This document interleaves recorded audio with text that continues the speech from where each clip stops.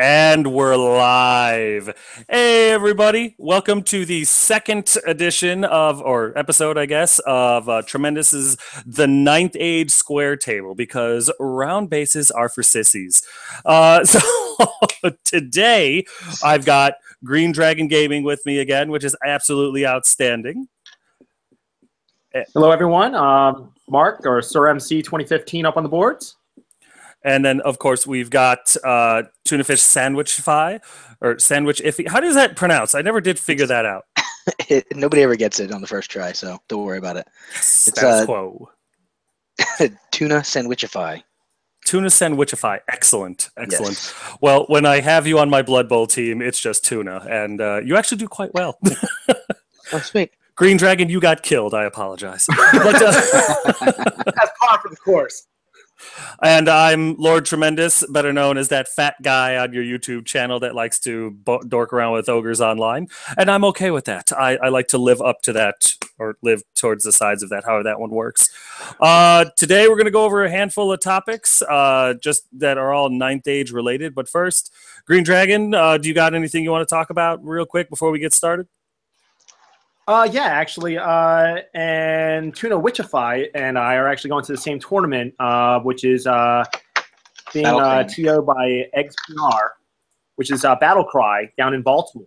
So again, if you're in the Mid-Atlantic states, Northeast, definitely look at it. We've got that going on here in January. It's February 25th. Philly. Yeah, it's going to be February 25th. Thank you. It's the weekend of February 25th.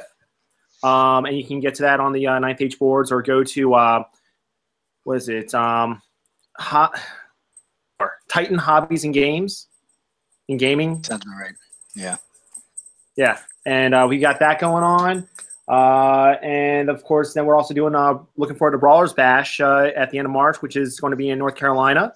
And that's a good where the battle cry is 4,500 points, 1,000 for the brawlers, and that's it. Otherwise, we're trying to figure out what we're doing up here the weekend of July 29th.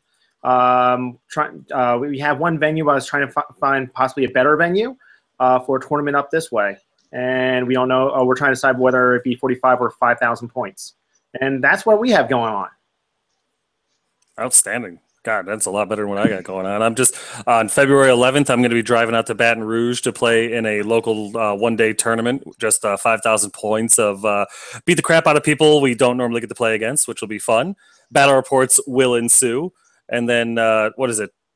End of March, and the 22nd to the 26th or something like that. We'll be at me and a couple of my buddies will be over at Adepticon, which is a nice 15-hour drive away. It'll fly by, right? And yeah, Tuna, you got anything going on other than what Green Dragon was talking about? No, unfortunately, I have to miss Brawlers this year. We were talking earlier, I just had baby number 2, and I can't leave the wife for an entire weekend. So the tournament in February is going to be drive up, play, drive back, and then do it again the next day. This is only like an hour away from our house. But Brawlers, if anybody, if you can get there, I recommend it. It's so much fun, especially with the venue has beer on tap. It's amazing. Yeah, don't have to go anywhere. And that's one of the topics we had last week is like play there for quite a while, and I started getting into it again towards the end of 8th, right before the end days.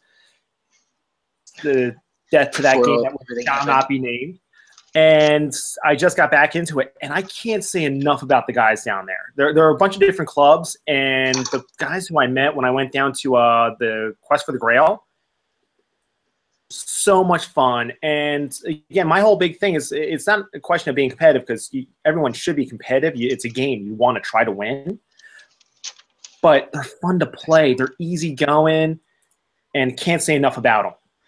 Yeah, Absolutely. definitely down there in South Carolina.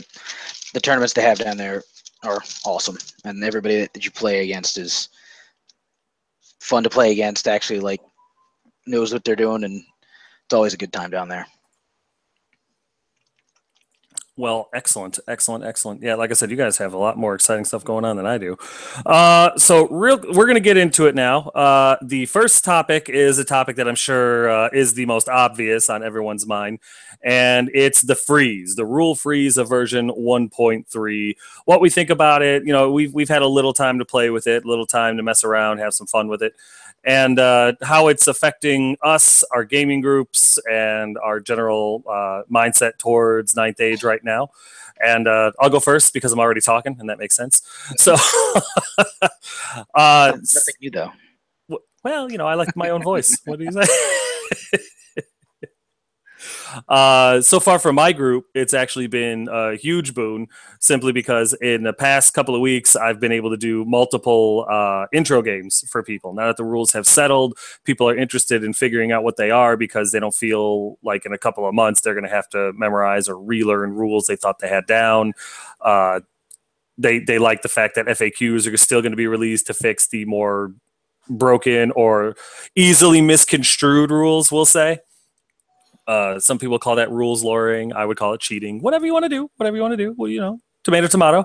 But for the most part, with the freeze, I think it's a great idea because it gives the rule team tons of time to get their newest version, either 1.4 or 2.0, more solidified, better planned, more feedback, more play testing, all that good stuff, as well as get the lore and the background and everything like that fixed up and ready and good to go. And it gives me a chance to bring new people into the game with rules that aren't going to change in a matter of weeks, which is really, really good. And so far, it's been nothing but a positive thing. And we've got Wargaming from the balcony joining us. He must have heard we were talking about the freeze. Welcome, Mr. Gene Phelps. How you guys doing? Can you hear me? Absolutely. This newfangled technology is a little beyond me. Well, you figured it out. You navigated your way here. And real quick, for whoever's watching, why don't you introduce yourself just in case somebody hasn't watched your channel yet, which is shame on them. I'm Gene Phelps. I'm from Wargaming from the Balcony. I'm Waldorf on the 2. Stadler couldn't be with us tonight, so it's just me. We've been around since May of last year, I think. Really just got involved because of the Ninth Age. I mean, we've been talking about doing a channel for years, and the Ninth Age finally motivated us to finally get together and do it. So, and that's about it. Well, outstanding. We were just talking about the version 1.3 freeze and how it was feeling about it and everything like that. And I just got done rambling. So, Tuna, why don't you take it from here and tell us what your thoughts on the freeze are? Well, I haven't actually, I don't think I played a single game of 1.2 before they moved to 1.3, just because life and babies and such. But the fact that they've actually, gotten to a point where they can freeze the rules, and it's going to be basically until the end of the year, at least, before they come up with more or with any other changes to the rules. It's definitely a good thing because I know a lot of people on the forums. I also do content team, but also do the Warriors of the Dark Gods ACS on the forums. And a lot of people, that was one of the things that you saw constantly was people complaining about oh, what was this rule? Oh no, it's been changed because this happened last week and now it's different. The freezes. Some people I think I saw initially bitched about it, and then other people talk to them hey, think about it this way. Now you don't have to memorize multiple rules constantly, every week. So I think the main thought process is it came out positive. So, and like I said, I didn't have to learn 1.2. So 1.3 is out, and I don't have to. It's not going to change anytime soon. So good for me. I have a shitty memory anyways, so it helps. Yeah, it doesn't get any better than that. No, and skipping 1.2 is definitely going to be helpful. Well, excellent. Green Dragon, what's your thoughts? For my group, it's a boon. It really is. It's a strong benefit right now because unfortunately, the gaming stores where we used to game, they're either too far away for us to be able to go there on a weekend or a weekday, and the rest of the group are like, hey, you know what? Star Wars, I got cars, or War Machine, or Hordes, or things like that. And they're like, you know what? And then, of course, they just changed the rules. So for us to be able to put a freeze on, I've got players that have been playing this game for 20-plus years that literally, I walk into my buddy's house because we alternate hosting our monthly gaming groups, and I see the cobwebs on his models, on these beautifully painted beastmen and stuff like that. And he's like, you know what? The rules aren't changing anymore. Okay, I'm going to print them out, I'm going to learn them, and I'm going to show up. And that, I mean, that is key. I've got, like I said, we're going down to Brawlers. One of the guys I'm going down with hasn't played, well, since literally the end of 8th, and he's all on board. So I'm getting these players back involved. And for me, where we have a group that's anywhere from 10 to 20 plus, that, you know, that's huge for us. All right, because these other games, look, you don't have to paint the models. You don't. The rule book is 5 to 6 pages, okay, and is literally ready. It's box ready. Versus this, which is a much more complex. It's a better game in my opinion, and requires more thought. And overall, it's going to be fun. It's going, and I'm drawing them back in. Okay, fortunately, I was very fortunate. I had a strong, solid group to begin with. As a matter of fact, I met Gene on down at the Quest, where he kicked my friend Dave's tail when he played his lizards, and I've had a good, solid core group that has stuck with it. But we shrunk down to 4 people playing 9th Age at our least, and now we're back up to 10.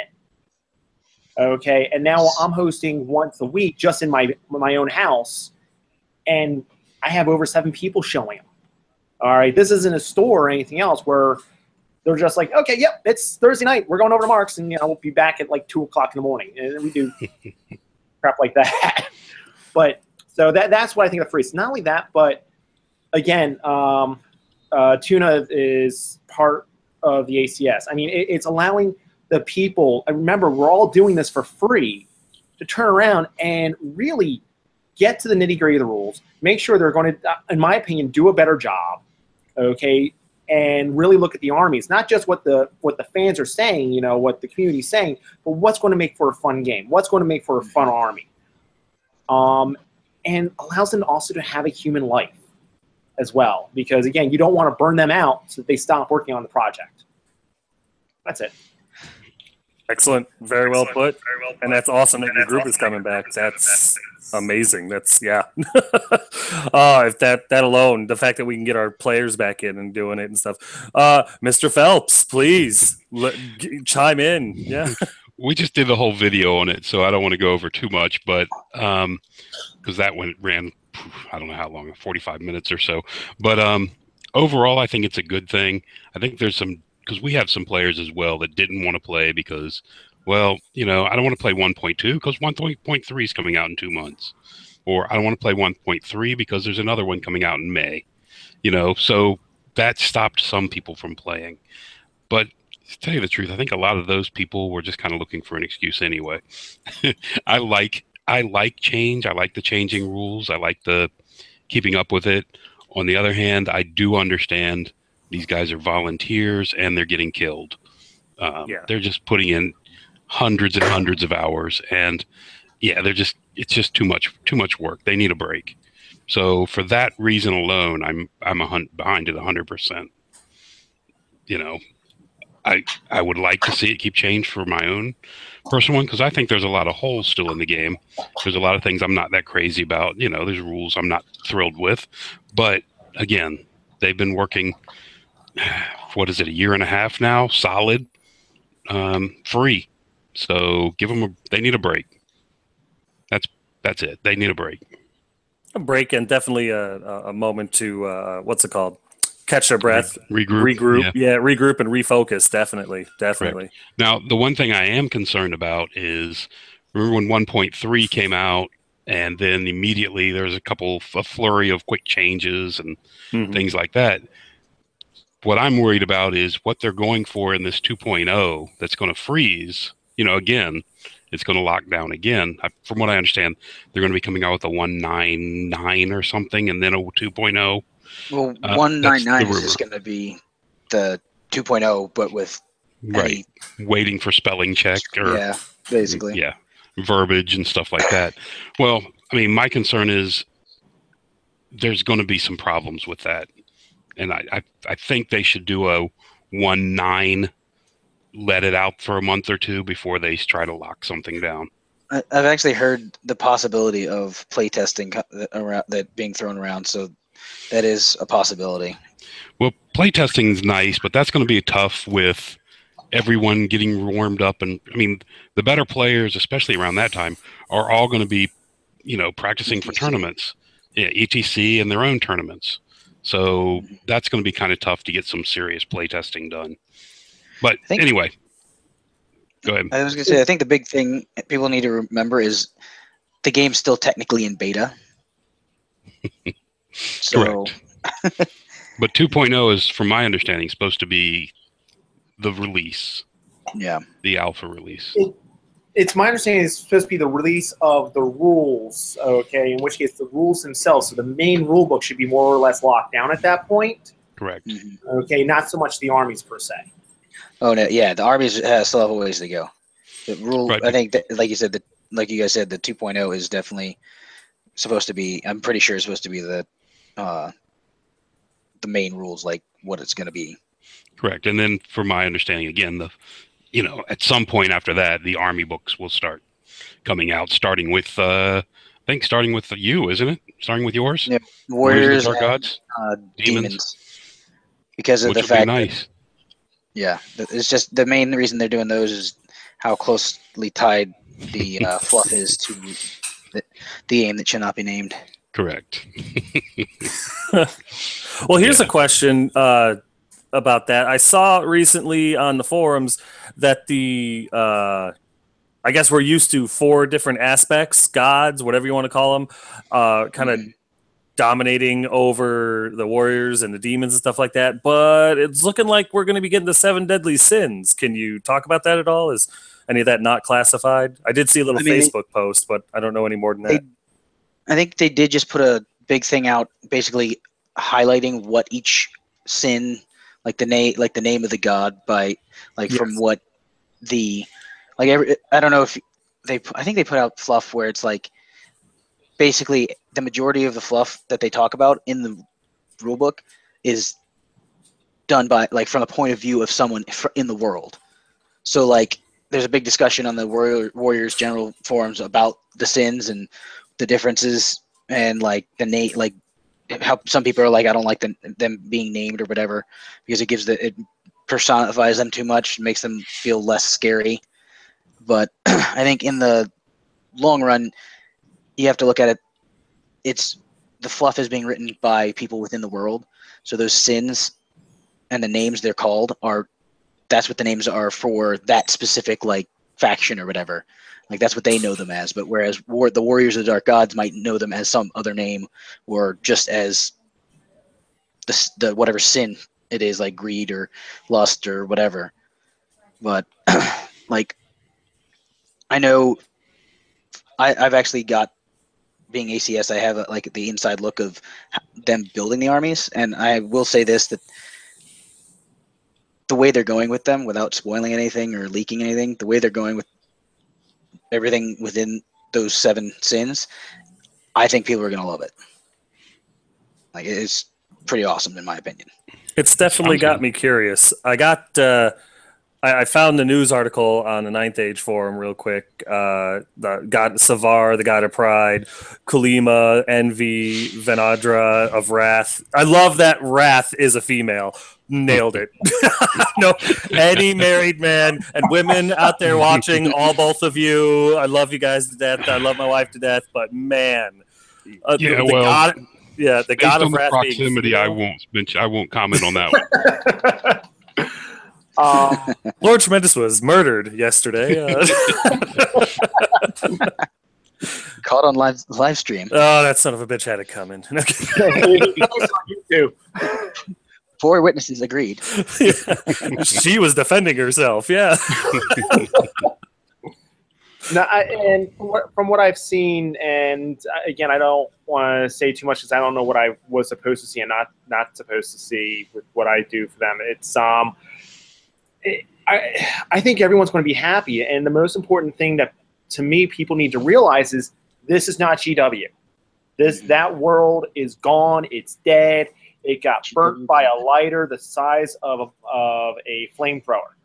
All right, and what's going on is more or less original thought. And the way Tuna just described it is, again, with the stories with the books, it's all from like personal accounts. So it's, to me, that's going to allow me as a player to turn around and make my own story to be able to add. Okay, and that's kind of the gist that I feel that they're going with. But you know, I'm low man on the totem pole, so who knows? Yeah, it seems to me that they're trying to make it like, because it's like you said, because it's being told from the point of view of somebody in the world. You as a player and a hobbyist, you can say, okay, my people are from this area in the world, and their specific tribe is like, or their specific group is like, this is what they call the say, like the god of wrath is actually a male or something like that. And you can make up, that's like the beauty of this game and this hobby, is you can make up anything you want. It's your game. Like, just because the fluff they have like the fluff to make the base of the game and the world, everything else is the player. Like, I think is it Dan making the Empire fucking yeah, that he's about ready to reference that. My friend Dan, who's the moderator, I call it the vermin, the vermin of Sonstal.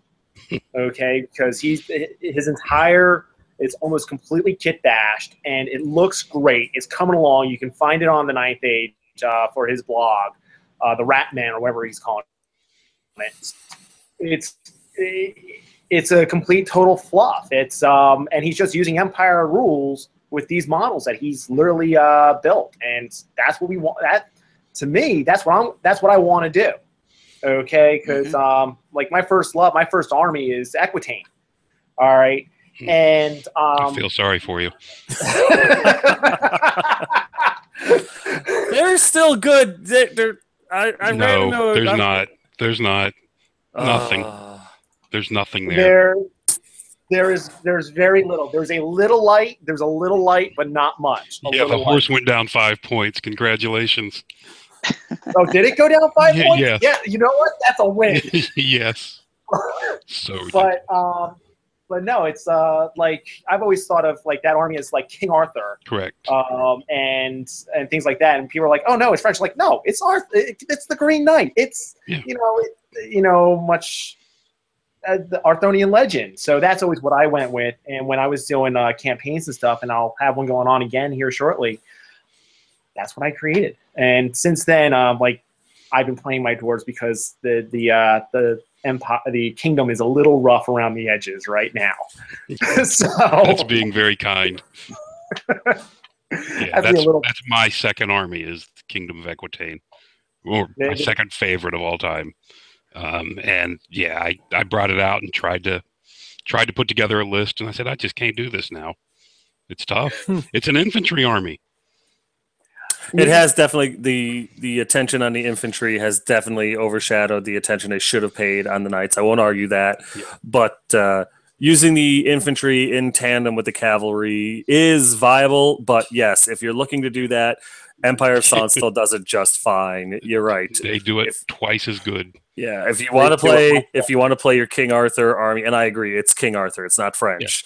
Yeah. I would argue that the Empire of Sonstal knights are the French ones, but yeah, King of Equitane, definitely, it should be all horses, all mounted, all the time. The only time your feet touch the ground is just before your head comes off your shoulders.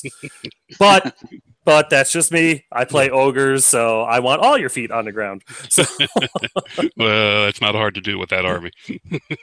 I don't know. I got a buddy of mine that plays them, and whenever I play against him, he makes those ward saves like it's the only side of the die that are on those dice. Right. I mean, kind of in the same vein of this is, and tying back to the Seven Sins. I think what I read was with Wrath, it makes like reference to vengeance, like righteous vengeance and revenge or whatever. We're making up for like a past like screw up or something. And the first thing that popped into my head was could totally make a Chaos Warrior or a Warriors of the Dark Gods army full of just dwarf slayers. Yeah, you could. And just have the entire army be dwarves, but Warriors of the Dark Gods rules. Why not? You could totally pull that off, and that would look amazing. Imagine that. Although, honestly, and maybe that's just because it's a little near and dear to the heart, I would love to see a big army, full-blown Pride. Oh, man. Like, even the rank and file guys can issue challenges. What's going on? This guy has a bow and arrow, and he challenges you. Seriously? Yeah, he's got this. Wow. We believe in him. Yes, just a whole army of self-righteous, confident bastards. And when they lose, they still don't lose. They just chose not to win that day. Nice. Exactly. So I got a question for you guys. How's in your local? I don't need to talk to you, Jeremiah, but in your local groups, how are the point values going? Are people going at 4,500, or are they refusing and sticking at 5,000? I'm all over the board. Oh, really? Yeah, like this last Thursday we did 4,500 because they're quicker games. Right. Okay. Normally, I'll do a 5K, and at the same time doing 6K to getting ready for brawlers. Brawler bash, you're right. And then in my campaign, it's a map-based campaign. You have a possibility of getting up to an extra 1,000 points in your army. Okay. So it's like, in which case, then it's a lopsided battle and stuff like that, and it's designed to be. So we're really all over the place. Okay. And for teaching people, I think teaching people, I start at 2,000 points. Like I'm also for my monthly gaming group, I'm doing an escalation league to get those older players I talked about back in. Back in. Yep. Yep. So it's 2,000 points. So this way, come July, we're at 5,000. Great. So we're increasing by 500 every month. Yeah, that's good. No, I found the reason I was asking is when my group in the Mid-Atlantic in general pretty much is kind of commented they want to stick at 5,000. But I've been playing 4,500 getting ready for this, what is it, Battle Cry, Maryland? See you there?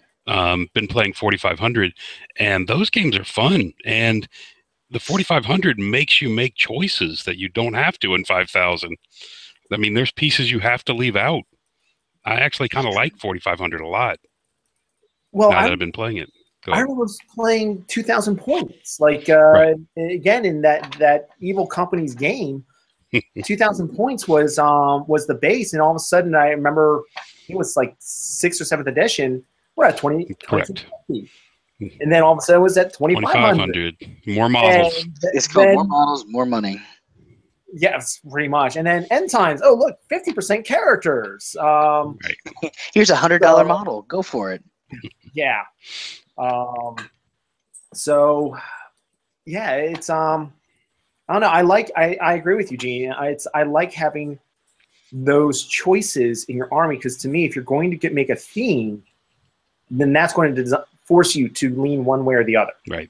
At the same token, the way the armies are currently is it's really hard to make that theme. Okay, because of that. I think the theme has to start with the character and then continue on to core, and then special should actually have less in it.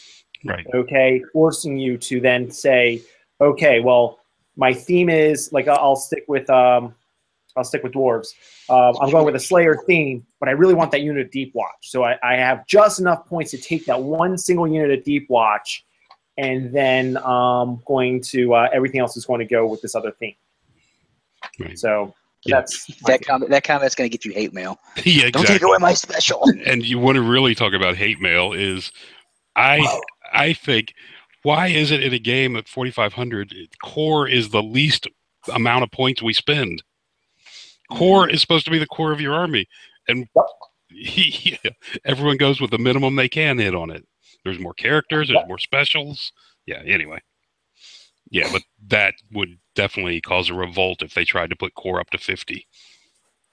Ooh. Oh, God. Yeah. They'd have to move a lot of shit into core, though. That's what would happen. Yeah.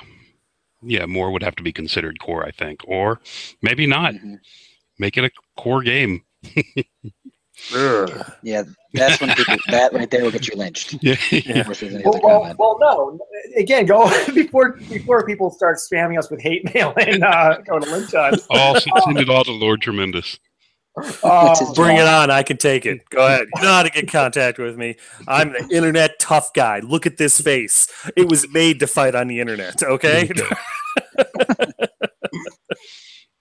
But no, like I said, if you start with the character, if you take a certain character or a certain, say, virtue, if you're playing Equitane or something along those lines, that's now going to take questing knights and move them to, say, core. Correct. Or grant you an upgrade for your Knights of the Realm that gives them this extra upgrade, okay, either for free or for X points per model, so that your theme is then based that way. Yeah, that would be great. But, yeah, I mean, but I think the game can move towards that. Right now, they just need to get the core rules set, and that's really what 2.0, in my opinion, is going to be geared towards, is just those core rules. And Jeremiah, I don't know if you participated, but in the Mid-Atlantic last year, I mean, it was a one-day tournament, but we had what we called, well, actually, it was 2 years ago, we had Fluff Hammer, and it was using the old Swedish comp, or Swiss comp, Swedish comp, where you had to have, you could not be under 20 Swedish comp, which meant you had to have the fluffiest army you could possibly come up with. Worst choices ever. And it was a fun tournament. I unfortunately did not get to go to that, although I wanted to. It sounded like it would be fun as hell. Yeah, it would. Look for one of those at some point coming to a tournament near you. Good. But anyway. Well, I think that horse has been beaten to death. Just out of curiosity and everything like that, if the 7 deadly sin were all new gods or new aspects of the original 4, or however they're going to end up spinning that, because I honestly don't know, would you guys have a problem with seeing that be something that instead of maybe just wars of the dark gods could take, it could manifest in other armies? For example, your dwarf idea, or even dread elves, maybe, or hell, even highborn elves, or any army really. It'd be like an option where you could take a mark of one of the 7 sins. Not saying that that's going to happen or anything. Calm down, internet. But like, just one of those aspects where, like, yeah, you could entire forums down. Yeah, what happened? Lord Tremendous said that I was going to be able to do it with everything, and no, that's not what he said. The Warriors guys would be like, "Dude, that's our shit. Ogre's already got our marks. Fuck that." They took your marks away. I can't take marks anymore. So there. But just out of curiosity, like if it was, if it was. No, I think it's a great idea, but why not? Why just stop there? Why not turn around and say, take the ladies' army? In which case, you take a true, like, round table army that you would picture back in the day. So therefore, no Pegasus Knights, but you'll have like extra boons and stuff like that. And like I always think of the movie Excalibur whenever I think of stuff like that. Why and like the highborn elves or whatever. I have no idea about their fluff right now. So I remember that they used to have several gods. Okay, who they used to worship too. Why not have different aspects? Yeah, dark elves already have the cults, so why not do that with a little bit with all the armies? Yeah, I could say I think it would be a good thing to add into some armies. I mean, some already have. I mean, you've got the vampires who already are, have their bloodlines that they have to follow. It's enough. I think you're right. putting it in, basing your army on your general, I think is an awesome idea, and it would be great to see that. Yeah, that would be a pretty cool thing. Like whatever your general is, like say he's like mounted on a horse or something like that, or infantry, you get like a bonus for those types of troop types or something like that, or you get like a knight unit in corps or something like that. Correct. Yeah, I mean, my army would be great. I mean, orcs and goblins, it would be simple to do. If you've got an Iron Orc Lord, if that's your general, then that Iron Orc unit becomes, cheaper. You can have more of them, that kind of thing. But you're not allowed, since you got Iron Orcs, you're not allowed to have goblins hanging around. There's just, limits and bonuses based on your general. But that's a ton of work. Again, this is something that would be a long way off, I would think, even if they go in that direction. Yeah. Yeah, a lot of balance. Maybe not go in that direction quite as direct, but maybe, for lack of a better way to put it, encourage it or reward it if you take that direction. For example, the rewards you get already in Demons if you go mono god instead of polygods. You got like two or three different in your army. If you got mono, there's certain bonuses. So if you go with the basic, there's that. Quit kissing the wrong people. But stuff like that, maybe that direction, or I don't know. I'm not a rules team guy, which is probably good. And if I can just touch on one other thing, is like if you're not going to a tournament, in which case to me, when you go to a tournament, that's balancing act right there. It's like it's a chess match between you and the opponent across from you. But if you're sitting there playing with your guys, look at the homebrew armies. Okay, the Northern Dwarves, the Void, the Amazons. I mean, really go through. Some of these people have really put a lot of time and effort in. And if you're looking for fun, you're looking for fluff, go for it. Play with it. Use the models and just have fun. Just know that if you're going to a tournament, you can't do that at the tournament because again, it's geared towards balance. Well, homebrew rules and stuff like that. Anything goes. I got a buddy who's actually trying to. I think I said this in the last square table. He's trying to put together a ninja samurai army, and we're going to play around with it. And I plan on doing battle reports on it. But is it a tournament legal list? Is it a 9th Age official list? No. But what we do in the comfort of our own LGS is completely up to us, and what I put on my channel is completely up to me. So.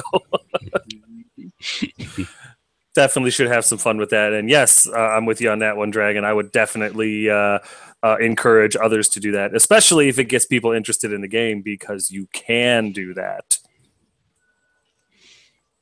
So, again, now that this subject has been further beaten, real quick, just kind of a palate cleanser type of thing. Now that I got 3 of you as well, and I want to see your racial biases towards your armies, what is your favorite unit in the game right now? Like, if there was a gun to your head, not saying that I've got a gun, but let's say a fat guy with glasses walked into your house, put a gun to your head, and said, what is your favorite 9th Age unit right now and why? What would be your tear-filled answer? Dog, sick 'em. Wrong. Bang. Okay, so you would not get that far into the house. That isn't an option either. This game sucks. All right, who wants to go first? And Tuna, go ahead. You've been quiet most of the time. Yeah, I'm trying to paint my big gribbly here. I know. I like distracting you while you do it, so that it looks more like a model I painted. Son of a bitch! The whole time. Our favorite army with the armies we're currently using. Well, anything in the 9th Age. If your opponent has a unit that you're like, God, I wish you have unit envy. Well, for me, I think like Crusher Knights are probably my favorite right now. Like, I played at the tournament in I think it was Colonial Carnagene. I played against an Empire player. I can't remember what his name was, but I put the battle report up, and my 3 Crusher Knights got charged by his great swords, like 20-something models, 25 plus maybe, plus his BSB.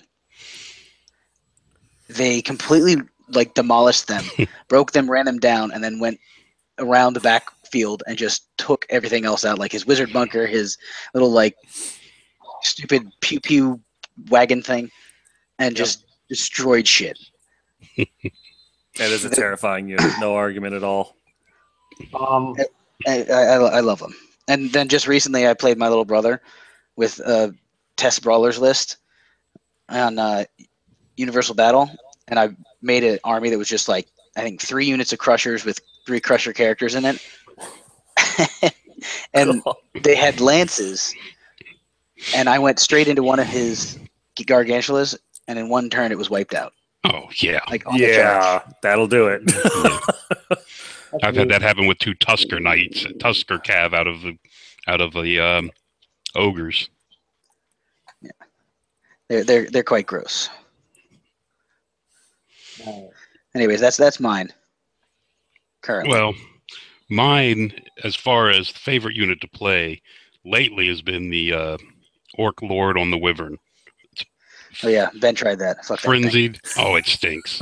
It's not great, and it's got Frenzy on a leadership 8 because you're down 1 for the Unruly, so it's going to do something dumb, but it's fun.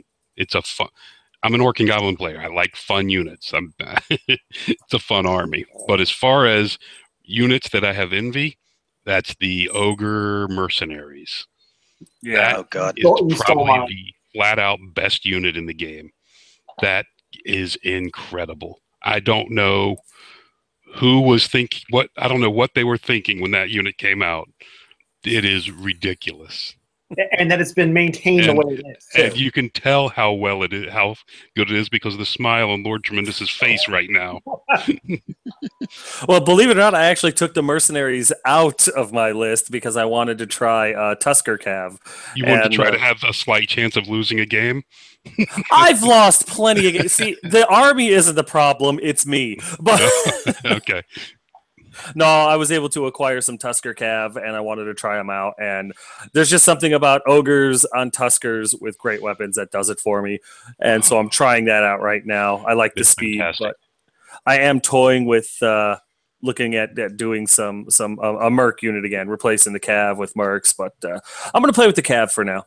But no, I do understand that the giving an ogre unit at base strength 5, lethal strike, and anything else, one other special rule of your choice is terrifying. No, it's Swift Stride and Thunderous Charge is what I'm seeing. How many attacks?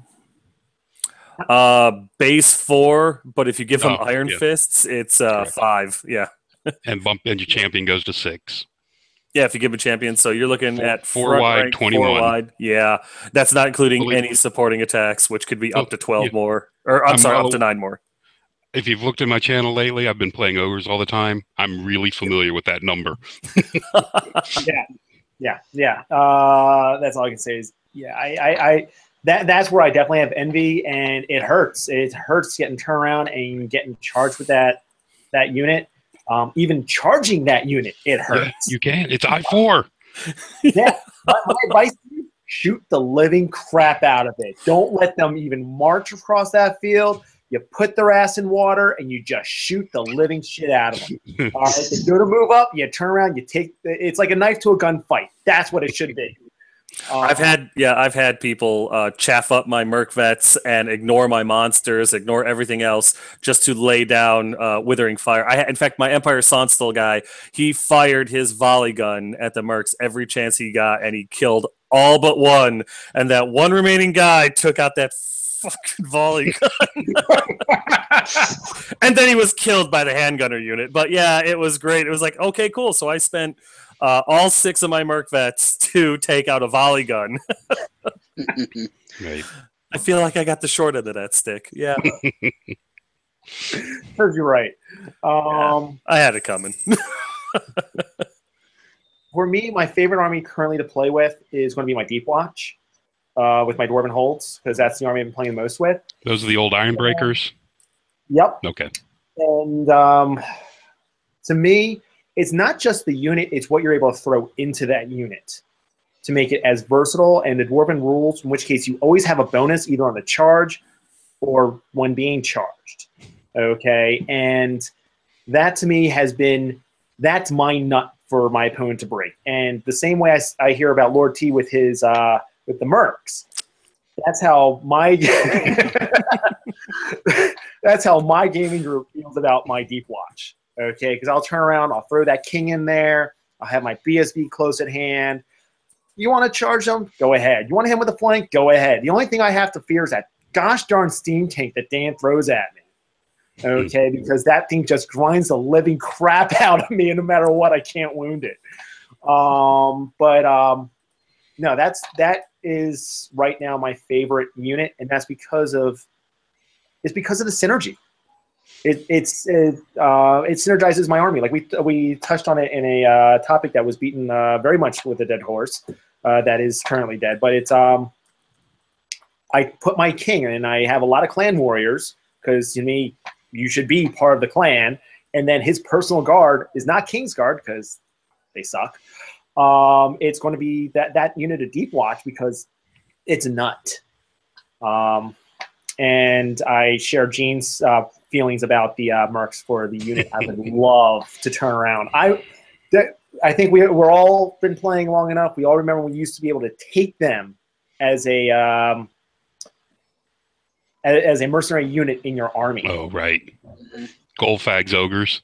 Goldfags, and no, when ogres first came out, you could actually take the mercs from the merc army and put them in your army. There was a way to do it, yeah. Anything in the ogre book could be taken as a merc in any other army for a certain point cost. I do remember that. I think that was 7th edition. Was it? I think so. All I know is I played for Tony at that point, and I couldn't take crap. No allies for us. No. Yes. We're above all that. We're too noble. Yeah. Nobody's above getting ogre mercs in their army. Nobody. Except for the losing side. No. Well, ogres and orcs, they go together, so I should be allowed to do it still. Just saying. You guys have trolls, though, and those trolls are pretty badass. God. Fuck cave trolls. Yeah. Let them wander 12.5 inches away from your general and see how much you like them. Well, by that time, they should be in combat or eating whatever they just beat in combat. They eat whatever it is, and then they overrun, and now they're gone off. They're done as they wander around stupidly for the rest of the game. Nah, it's a good unit. I just posted a report where I turned around. I did like kind of what happened. It wasn't to you, LT. It was somebody else where it was to SkaveninAZ, where his Demon Lord got one-timed with an Equitane Lord. So I did that to the Orc and Goblin player who I was playing, Ryan, who's pretty boy up on the boards. And I did that to him, and his trolls were just there. They just got pinned there. And because the trolls got pinned there because they were stupid, it allowed him to corner me with the Gargantula against the rear of my Grail Knights.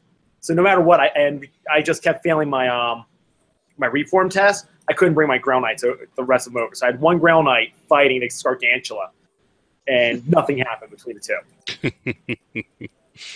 Wow. Real quick, we got a question from the Peanut Gallery that's watching us right now. Goran Iron Fist has a question for Green Dragon. And you've already kind of touched on it, buddy, but I figured, if he asks a question, at least we can do is answer it, or at least you can do anyway. Okay. He wants to know what you think of King's Guard, or King Guard. I love the premise of the unit. Right now they suck. And it's not that they suck, it's the fact that great weapons to me sucks. All right, because like LT, you play ogres. You don't have that issue. Anyone else with great weapons that has an infantry-based army, you're going at the same time as stomps. So I don't mind allowing my opponent to swing first and then swinging back. Okay, that part I'm fine with. They have a high enough weapon skill that typically you need 4s to hit them. Very few things need 3s, typically only characters. Okay, and a 4-up armor save, which you can turn around and you can hit them with a Runesmith for Gleaming or or Resilience, so -1 to hit, -1 to wound.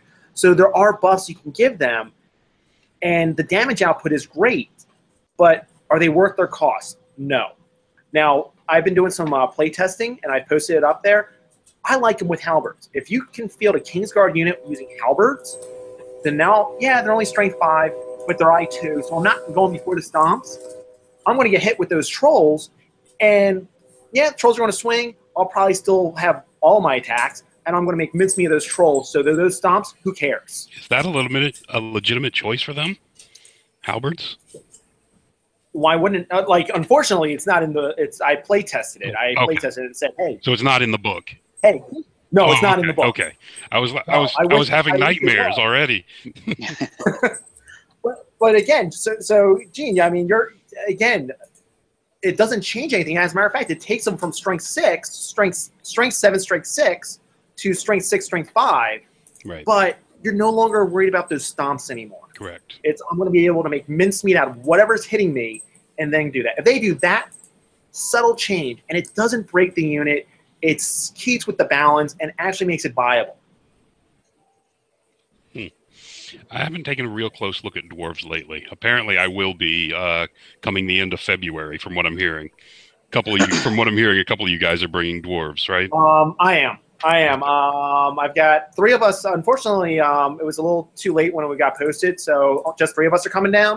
Okay. I'm bringing my dwarves. Brian is, I think, bringing his wood elves. He's got a beautiful, beautiful wood elf army. And I think Charles is coming down with either probably his dark elves. If not his dark elves, his empire. Okay. That's it for my group. All right. That makes me feel a little bit better.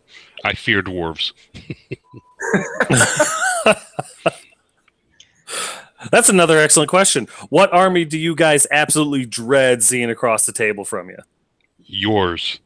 Okay, Yours. That's fair. That's fair. I feel that's personal and probably justified. I'm sorry. Not Lord Tremendous's ogres. Oh, now it hurts more. Ogres in general. That's the toughest army out there from everything I've seen. It's a toss-up for me. Ogres or beast herds? Beast herds are really good. It depends on the style beast herd army. Especially a beast herds army with Chad pushing it. That's a scary thing. Yep. My buddy Ryan played him down at the Grail and learned that one. Right. He got me at Colonial, so. I honestly don't know what army I feel like. I'm not too worried about the ogres all that much, but I say depending on the list I take, like if I have like a lord on like a Manticore or something like that, anything with cannons usually fucks with my mojo, because I have the luck of the horrible gamer where I have a 2 up, 4 up on my Manticore Lord, and guess what? Cannon shot, boom, fails the 4 up ward or whatever, and he's dead. So Empire's probably more on my annoying list. Apparently, your dogs think the same thing. They knew we were alive, and they're like, "Now's our chance to be famous." Sorry about that. I don't know what they're barking at. Maybe a butterfly farted in Egypt or something. So, what about you, Lord Tremendous? Honestly, anything that has a volley gun. If I see a volley gun, I'm not happy. It makes me very nervous. It makes me make bad decisions. Cannons, they suck, but it's like, okay, I've gotten my mindset around them. Rocket batteries and bolt throwers and stuff like that, skewers, whatever you want to call them, those I can deal with. But if I see a organ gun or a volley gun of any flavor, I pucker. There's a lot of ogres are going to die on the way in. Yep. You know, usually even with the spears. I mean, I don't like naphtha throwers, but my Vermin Swarm opponent is so afraid of facing me again. He's playing Age of Sigmar and still losing. So whichever. I know. Like I said, round bases make you a sissy. He's watching this right now. Somewhere there's a guy going, "Oh, this motherfucker." So I'm trying to internet shame him back to the light. Any minute. And that's one birthday party I won't have to go to anymore. There you go. Good job. But, Nappa throws are rough, don't get me wrong, but they Right. aren't nearly as rough as a volley gun with the range and the fear and just the amount of sheer pain they can put into even a multi-wound unit. I tried, everything has multiple wounds except my scraplings, and not a big deal. But, man, the minute a volley gun starts unloading on, he does 15 shots, and for some reason when my opponents shoot at me, even needing 5s to hit with 15 shots, they're going to hit about 12 times. It's like, oh no. Have you faced many flame cannons? I have faced one flame cannon, and it misfired and exploded the first time it shot, I believe. So all right, well, you don't know fear yet. Good. For your army, that thing is deadly. It doesn't do the multi. It doesn't do the multi wounds until you're within half range. Is that true? What's half range? 12? 12 inches. Okay.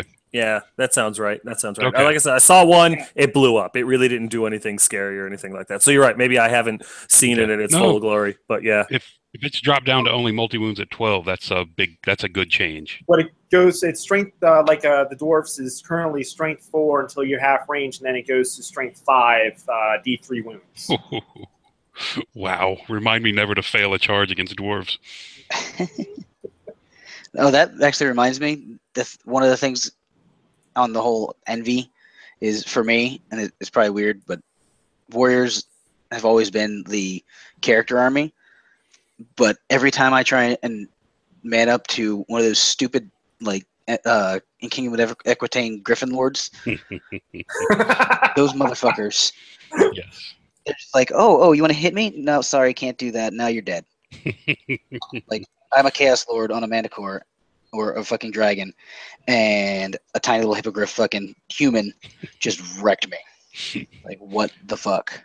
The virtues they have, there's 2 of them that are still really good. The renown and the might. I mean, those are really good virtues, and you'll see them in every army. Is the might one anything strength or toughness 5 or higher or something like that, and they get like they can hit you like a fucking cannon or some dumb shit? Multi attacks and multi wounds, multi attacks. Yeah, every wound they causes another attack. See, I disagree with you there, Gene. Is might's decent, but it's only good useful on charge. Correct. Okay. On the it's only hippogriff, for that don't matter, though. that are not saved. So if your opponent, let's say you have 4 attacks, 5 attacks. Right. I don't know why you have 5 attacks. Let's say 4 attacks. Oh, because there was some weapon that gave you thunder, the glorious charge or something like that. So yeah, an extra attack. Anyway. Yeah, I think it was actually that virtue. Yeah. Okay. Okay. So let's say you have 5 attacks. You're going to hit 2-3 times, and you're going to wound another 2 to 3 times. So so let's say 3 hits, and then he gets his armor save. All right. So that should take 1 away. He gets a ward save if we're going against a buff character. So that's only now down to 1 wound that got through. Right. That you get 1 reroll. So at that's so true. The one that I'm fielding with Equitaine is, of course, Renown, which has natural roll of 6, killing blow, causes D3 plus 1 wounds. Yep. And the other one is Audacity, and here comes David. Speak of the rat. Oh, look at that. Yeah, I had that Virtue of Renown drop 2 of my spiders, 2 Gargantulas. Yep. I charged a unit with both Gargantulas. He killed 1 in 1 round, killed the second one the next round. What's the one virtue that allows you have to challenge, and you get to reroll your misses and reroll your wounds? That's a fantastic one as well. I don't recall the name. Yep, I'll turn around. I'll take that, and I'll give him the Obsidian Sword. It's a no armor saves. Right. Give him the bust icon, and he's there to character hunt. Right. It's a great build.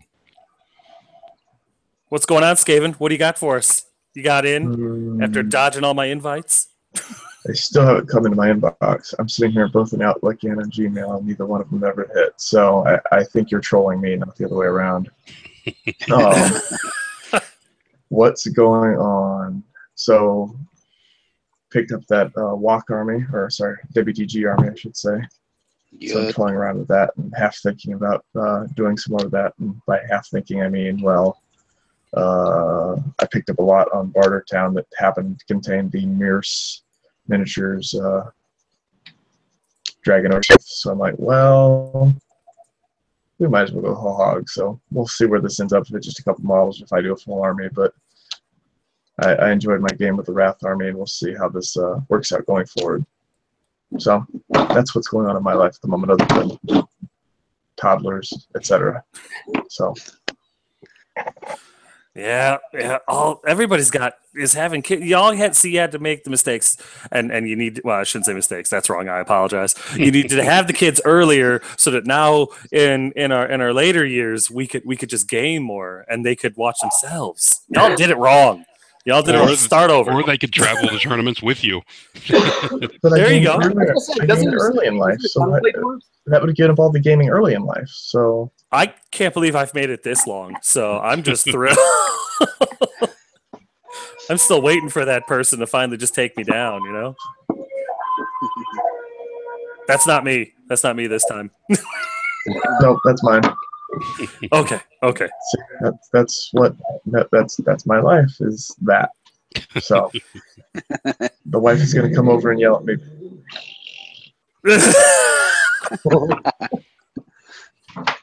We have a good relationship. What can I say? She goes and gets babies, and I sit here and talk to people like you. So she definitely got the better end of that deal. I think. I'm not sure. Bye. So since we're talking war machines and things being shot here, since we've got our friendly warrior player over here complaining about chimeras and things dying, am I crazy with my Vermin Swarm commentary on we don't kill war machines for shit? Huh? I missed that. Okay, so you guys saw HRBP's commentary on Sylvan Elves have problems hunting down war machines, right? Oh yeah, I saw some of that. Yeah. Okay, so I posted one about how Vermin Swarm is way worse off than Sylvan Elves are in dealing with that. I've caught a bit of flack from local players and other people saying that I'm crazy and whatnot, but my proposition is effectively Vermin Swarm have one unit to kill war machines, Gutterblades, with 17 out of 23 units in the army being infantry, no war beasts, nothing flying, nothing that's cavalry. You can't get anywhere to do anything against them unless you take Gutter Blades. And Gutter Blades being leadership 7, if you run into that volley gun that Lord T is scared of, it turns around and shoots you. Yes, dear. Yeah. Uh-oh. I got a puke child. I got to run. I'm going to mute and just step out. I'll be back. No problem. Do what you got to do, bud. It's a little nurgling. Well, I was changing my daughter last night, and she straight up rocket shit in my into my belly button, all of my stomach. I'm like, come on. It's like 3 o'clock in the morning. I was like, seriously, child. I'll clean that in the morning. I'm just going back to bed. She stopped crying. She was like, it's better. Wipe it off. It'll be fine. You got a baby wipe in there, right? Oh, my gosh. No, I'm fortunate. I got past 2, and I never got pooed or peed on, so it all worked out. Oh, well, I got peed on in my work clothes. That was the worst. Oh, no. Before going to work? While at work. It's like, here, hold the baby. Okay. Not even your baby? No, it was mine. Oh, okay. Okay. I was going to say, I'd be like, what the fuck, man? Whose baby is this? It leaked on me. Your baby is broken. Take it back. Your baby is dripping fluids. You need to fix that. Yeah, here, take this. Yeah. I threw it once. I apologize. Hey, balance. Diapers for. The bones aren't that strong. They're not very brittle at that age. It's okay. I do not condone throwing babies. Calm down, Internet. No, I got lucky. Like I said, never got pooed on, never got peed on. I did get puked on once or twice, but that was the only merit badge I earned, luckily. So yeah, that survival instinct kicked in. It's like, you're not done. I know that look.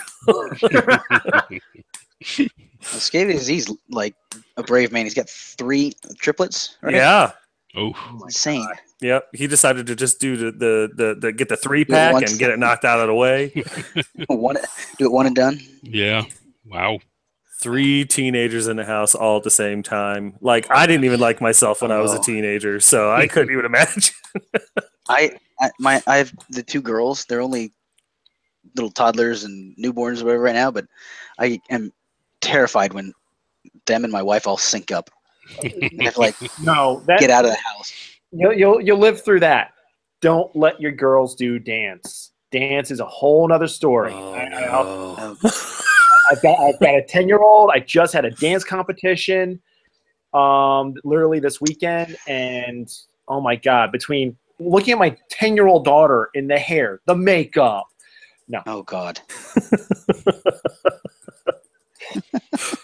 Well, just to get us back onto 9th age subjects, although we can talk about our kids forever. God, are we not a whole bunch of old men or what? Oh my gosh, I used to have so much energy. What time is it? Oh, it's 9 o'clock. I gotta go to bed. Oh my gosh, it's an hour past my bedtime. My wife is going to be furious.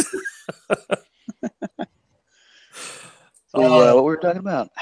Before puke came up. Yeah, play a game or something like that. I'm not really sure. We were talking about what unit. What's your favorite unit? Wasn't there the other one you had, Lord T, was what's your least favorite unit? Yes, what is your least favorite unit? Like, oh God, why is that still in existence? It's a joke. I guess we could revisit Skaven's 2 choices for favorite and least favorite in his army after he gets back done with the puke or whatever. Yeah, I mean, if he gets back in time, not a problem at all. But we've got 3 other people that can easily answer the question. Beat this horse to death. Gene, go. With the orcs, it's the gray green idol. Well, sorry, or the giant. I love the giant so much, but he is just so bad. About to get a ton of hate mail. The giant sucks. No one will argue with that. No one takes the giant. No one will argue with that. But the great green idol sucks worse. So there you go. The great green idol. I love the concept. The concept. I think it could be awesome, but it's just failed so far. It needs more. Definitely. The concept is there. The execution is faulty. And I do hope that they reattack that, because I love what they are trying to do, but what it actually does, it's like, wow, we built something that's better than a Porsche, but it operates like a moped. Well, I mean, a really crappy moped. It was really fantastic at one point. And then, but it combined with the Y in the same turn just broke everything, so then they nerfed the hell out of both of them, and now it's worthless. It needs more attacks. It needs stubborn. It needs something. It's got 3 attacks and leadership 8. I mean, come on. Didn't it have a ward save before? Yes. I think you can still get it a 5-up. Okay. If they're going to make it a monster, they just need to make it a monster. I mean, if it's going to be an idol, if it's going to be this big effigy that can move around and do a bunch of stuff and give you BSB abilities, that's awesome. But then, go all in, make them pay the points, and give them a great green idol. When you see it on the table, it should terrify you and inspire them. In Orcs and Goblins, those are the only 2. The Great Green Idol is the only really bad choice. The Giants is a horrible choice, but it's fun to play, so it makes up for it. We're getting a lot of people saying Vermingard on the chat. Vermingard. Yeah, we got Vermingard. Oh, no. And one guy, Tiny Member, says the Great Green Fail, which I think actually sums it up quite nicely. There you go. What about you guys? What do you have? Is there a bad army in a bad unit in the ogre army? In my opinion, yes, but it is definitely arguable. In my opinion, bruisers, the great weapon wielding core units, they need something more to make them an attractive choice. Tribesmen with iron fists are better, hands down. I know they're only strength 4. Don't care. The bruisers need weapon skill 4. Weapon skill 4, I think, would really help a lot if the points didn't go up. If it was just weapon skill 4 and same point cost, I would agree. Correct. That would help tremendously. And but I would love to see if even if they kept the weapon skill, maybe plate armor, full plate armor, give them a 4-up. Just give them something that makes them more than I have to take 12 of these guys in order for the unit to be viable. Because they just take so much damage that it completely cripples what they're supposed to do. And yeah, weapon skill 4, maybe the option to upgrade to plate armor, 4-up armor save, just something to make them more survivable against everything that you got to throw them against, because everything gets a strike before them, unless it has great weapons, and in which case, why the hell are you throwing your great weapon unit into another great weapon unit? Do you just like to bleed? I don't know why you do that. So that would be the unit that I just won't take anymore, unless I'm going to take them in units of 12 or more, and I'm not going to do that. Tribesmen are just, they do what I want them to do so much better and cheaper. So right, and they can only get hit on 4s. Yeah, in the front. People are starting to figure out that flank thing. And, have they? Okay. Yeah, I'm not happy about that. Rumors getting out. Oh, they figured it out. Well, you're pairing, not to the flank. You need 3s. Really? I know. What about you, Tuna? I know you play Warriors of the Dark Gods, where everything is always sunshine and roses. What's your least favorite unit? My least favorite unit is probably the Hell Cannon. Really? Hell Cannon, or possibly the Blood Beast, but I had like when they took away the link to the character where they got the mark and like the leadership or whatever as well. Oh, they dropped that? Yeah, all it is now is a monster it's basically a Chimera without wings and regen, and it has frenzy.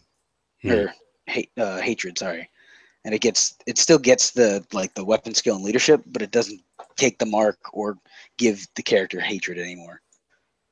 And I think the big problem with the blood beast is it's a glass cannon, but if you send that motherfucker in by himself, he's gonna be toast because he's T5 4-up armor save with a 3 initiative 3 and 5 wounds, so his glass cannon gets smashed before he can do anything against most things, except for my one Brawler Bash game last year where he somehow lived through an entire game versus a combat-oriented dwarf unit or army against I think a Demon Seeker and a bunch of Slayers.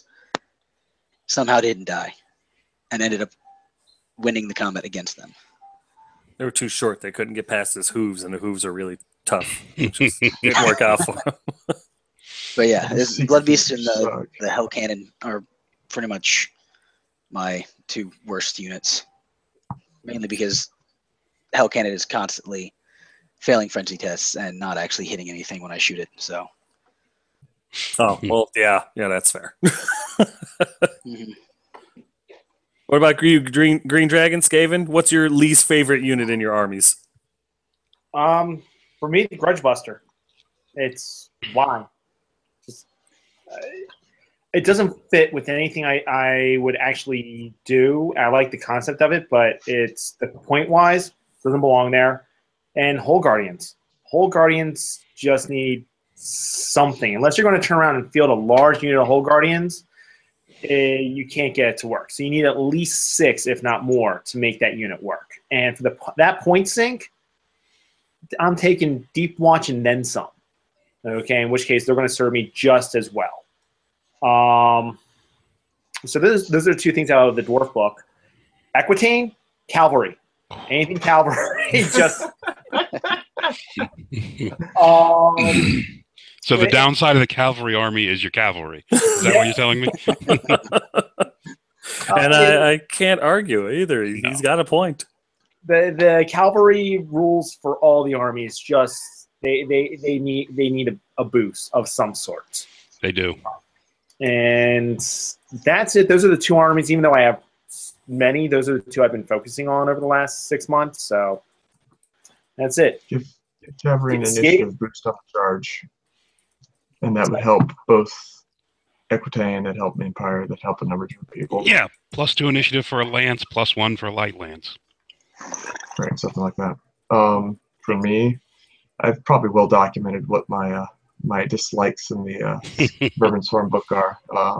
I'm not dissatisfied with the whole book, but I'll go with Vermin Guard because, well, they're Vermin Guard. They don't fit in a good spot in the role with the lack of the, or they lost a lot of their killing power. They lost a lot of their synergy. Now you have to take effectively a character with Skaven Brew. You have to take a shaman wizard, which for Vermin Swarm is an extra point spend to get to shamanism, and make sure wizard frenzied. So not the best place to be. So it's a real big point sink, and it's something where the amount of stuff you have to put into it to make it work isn't really a good place to be. Other thing, as much as I hate to say it, still to help it. The Abomination's just not good enough where he's at. 3d6 attacks at weapon skill 3 sounds great. I mean, you can roll out 10, 12, 15 attacks consistently, but at weapon skill 3, you're only hitting half the time best. And if you run into something that you can't stop, that's all you get. And on the off chance you don't get a good roll on the number of attacks or on hitting on the attacks, then Leadership 8, you're going to break and run away. You lost Toxic Retaliation, which some players favored, but that I never liked it because, you're trying to kill things by being wounded, which that's not great, but at least it's some way to do extra damage. But he needs impact hits back, or he needs something different to make him different than just any other monster. Because how many other monsters are just weapon skill 3 with no ability, like the Blood Beast, like Jeremiah was talking about? He can get boosted at least for that. Otherwise, I don't like it. It's not a good fit right now. It's too random, and it doesn't do enough damage. So maybe I'm thinking back to Hell Pits of Yore, but as I've tried it, as I've seen other people try it, it just doesn't seem to do what it needs to do for the points that it causes. And since it's our only entry in the actual built-in bread category, there's nothing else to take out of that category. Although the character amounts will come out of it, but there's no other single model that comes out of that category. Mostly gets ignored. Wow, I've had Dan eat my dwarven infantry with the help. Yeah, help it terrifies me. Yeah, it's like this. It's 4-up regens. It's got 3d6 attacks, and then you have the d6 automatic hits. Right.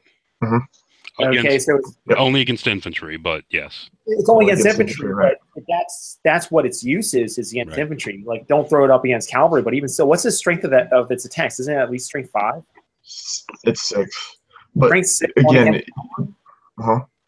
with the random movement, it does make it so it's harder to get away from those people that know that it's bad against cavalry and those sorts of things. Sure, I can turn around and run it the other direction and not have to charge you. I can get a free reform and run away.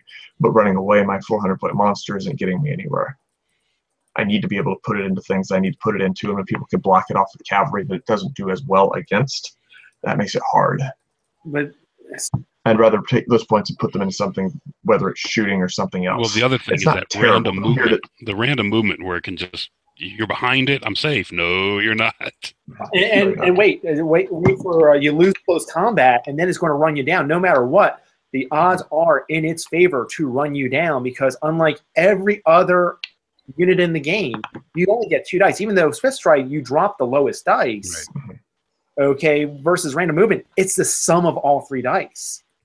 So it's not the only unit that does that. The Dreadmill does it. I've seen those things kill 500-point units without. I definitely hate the Dreadmill more than the A-bomb. Right. Oh, and the Dreadmill's scary as hell.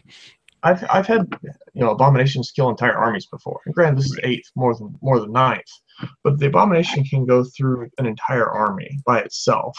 However, again, there's just, if it's not just the unit is terrible, it's just there are better things to take other than that. And that funnels your Vermin Swarm player into not having a really good second close combat option. Because if the Help it's my best second close combat option, which it is short of the Pendulum, and there's nothing else really combat-wise other than you've got Vermin Hulks, which got the boost to Toughness 5. They're Strength 5, but they're Weapon Skill 3, Strength 3, or Weapon Skill 3. 3 attacks apiece, which, as LT can talk to you about, those are effectively what, bruisers? Or no, those are tribesmen, effectively, with weapon skill 3 attacks, right? Am I going right there? So they're okay, but they're expensive. So I'd rather fill up that 30% of shooting, be able to shoot my opponents down and just deal with the pendulum. It just doesn't fit well in the army overall, I think.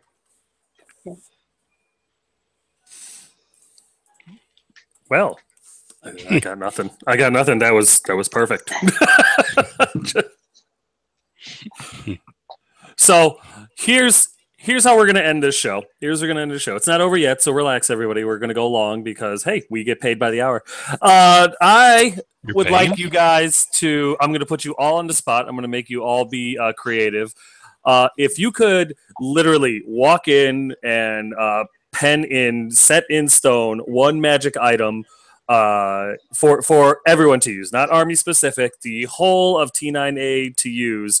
What magic item would you introduce into the game? And I'm going to let Skaven start this one off because he got here late and needs more airtime.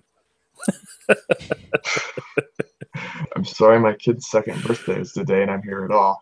And you didn't send me the invite, and I blame you for my kid puking. So this is all your fault, LT. Apology accepted. Yeah, there you go. What magic item would I introduce for the entire game? Well, I'm annoyed that you said I can't go very specific because, of course, my immediate answer, being a longtime Skaven player, would be the. Oh no, you say it. It'll be better coming from you. Oh no, I'm waiting for you guys because you should know what I'm saying. What magic item would I put back in the book from the 8th edition Skaven book? Go ahead, guys. I still think he should say it. I don't know what they're missing. Tell you the truth, I don't know what went out. Yeah. I would absolutely put a Doom Rocket back in the book. Oh, fuck that. No. How did you people not remember that? My goodness. Yes, I mean, sorry. I blocked it out of my fucking mind. Oh no! I still twitch. I'm well aware of the Doom Rocket. That pie plate of fuck you. Huh? Yes, it was. It was a lot of fun. People Oh my model. gosh. Honestly, just run my for a magic 10-point fucking model out and shoot a rocket at you. No, he was 45. Get it right. That's 45. 15 points. Oh, you vermin bastard. 45 points for I'll destroy whatever unit I want to. Well, 45 points for the model. And what was the Doom Rocket? Like 35 points? 40 points? No, it was 45 total. Yeah, the model 15 should for the model. Oh, exactly. Oh, you're right. It was way overcosted. I apologize. I didn't say it was undercosted or overcosted. I'm just saying that I wish I'd had it back. What model would I put in for the? Oh gosh, a lot of the basic things that you need in the books are there. I would like to see something. Gosh, I don't know, LT. You got me on this one. I don't think a whole lot about what we don't have from a magic item perspective. It's not so much what hole are you trying to fill. It would be this is your chance to live out a fantasy. What would you throw in the book? I would like to see something to boost the towering presences a little bit. Would be my thought. Nothing out there works anymore like you used to be able to. You can't boost the armor save on the guy riding it. You can't take the armor of the ward save on the guy that's riding anymore. And we all know why, because you could make those things unkillable and they'd fly around killing entire armies. But there's got to be something to where you can tweak some of those things to make them a little bit better, I think. One per army or something like that. Maybe you give them a scaly skin or a sea dragon book from the old thing, hard target, exactly. Something to make them more survivable. In this, Wrath army I'm thinking about building together. I was trolling through the WTG forums today, and everybody's talking trash about the Chimera, which is always the bane of my existence in 8th and 9th, from that thing flying around because I can't deal with it well. But low leadership, one cannonball, one shots it now because it flies with the clipped wings rule. For a model like that to be ignored because of one rule on an artillery piece is a shame. You want to see those out there. Some of those models are things that make people want to play this game, and by not having as many of those out there because the way the meta is running hurts the game overall, I think. So what about just piggybacking off your idea? What about like a 3-digit magic item that like doubled a monster's wounds? Like you could throw a guy on a monster, and for 100 points, you might max out a character's magic point allowance, but now they have double the wounds. So a 6 goes to a 12. You want to see a 16-point Gargantula? Not 16 really. wound Gargantula? More than anything, actually. That Yes, would be you're talking awesome. to the guy that takes monsters now. Okay. But you think about something like that. I think doubling their wounds would be way too hard. But you give them a boost of an armor save or something like that, or you give them a couple of extra wounds. I mean, I'd pay 100 points for 3 extra wounds on something. Maybe not double, but an extra 3 wounds on something. I'd pay 100 points for that. You have the ability to do that in the vampire book with the +1 wound with the gauntlet that I don't remember what it's called. Giving a towering presence the ability to do that. It's still not game breaking. The fact that you can still cannonball it, you can still drop a catapult on its head and do D3 +1 wounds or whatever. At that point, your one worry about that monster is really a heavy vampire lord or a vermin swarm with a doomblade, which that terrifies any monster. But you really have a lot more survivability against the artillery, which I think help counterbalances the artillery some as well. Right. Maybe bring the potion back where you can give D3 wounds back to your monster. Yeah, vermin swarm have that, but it's infantry only. You can't apply it to anything only. else. Okay. Yeah. I put this model on the board against my younger brother, and we had one game. I had this one and another Manicore Rider, and that motherfucker shot one shot with his fucking Doom Diver, and I rolled shitty with my ward save, and it killed him. Panicked the only other unit I had on the board with my BSB in it somehow because I rolled like shit. But yeah, something that would help boost towering presence models a little bit more. For me, I love fucking centerpiece models, especially fucking cool ass like chaos models and shit like that. So that's why, like, SkaveninAZ, you, Chris, you just started the Warriors army, and you have your Demon Prince. You don't see too many Demon Prince lists out on our forums. I know. Like, the lot that I got came with one, so I threw it out there. But in the list that I'm talking about or thinking about building, Lord on a Crusher, he's the same points of the Dadgum Demon Prince, but he can't get one shot by a cannon too easy. So yeah, and that's kind of where the problems you run into with those centerpiece models sitting on the shelf more often than not, because everybody's afraid of the cannon or even the catapults now. Organ guns, everything out there is really good at destroying those large monsters. And to be fair, they needed to be, right? We all remember 8th. We remember those large flyers running around terrorizing entire armies. I mean, the Frost Phoenix alone. Right. But it's not that way in 9th. And I think it's counterbalanced a little too far so that people don't take those things. The ability to boost, an A-bomb might give me to take one. I just think that would give some play to the ability to see some of the big things out there, which make our game. Sorry, I'm going to go political for a second. Make our game great again. Here comes the hate mail. Oh God. Send it my way. I don't care. Oh no, we already discussed this. I am the internet warrior. I got it. Can you guys see my Donald Trump giant? Oh boy. He needs the big red shirt. I couldn't model that on. I'm sorry. Oh God. Oh, is this a segment where we go political? Oh God. Here it comes. No, playing off of what Chris was saying, like, I started the game with 5th edition, I think it was. Me and my buddy started playing, where my Chaos Army was literally I think it was Archaon on his steed when he was just on the 50 mil base, a unit of 5 knights that he rolled with, and then a sorcerer in the background summoning a bloodthirster, who would then, as soon as the bloodthirster came on the board, he would fly high and then land in the enemy army and just destroy everything. So I love my fucking, like I said, I love my centerpiece models. I love my characters, just because, like, unfortunately, Chaos, like, or Warriors right now is, like you're saying, it's hard to get a centerpiece model across the board against some armies. But at the same time, sorry, go ahead. No, go ahead. I was mumbling. I was going to say, at the same time, that those centerpiece models will turn around, and if it does reach your opponent's army, it's going to eat them.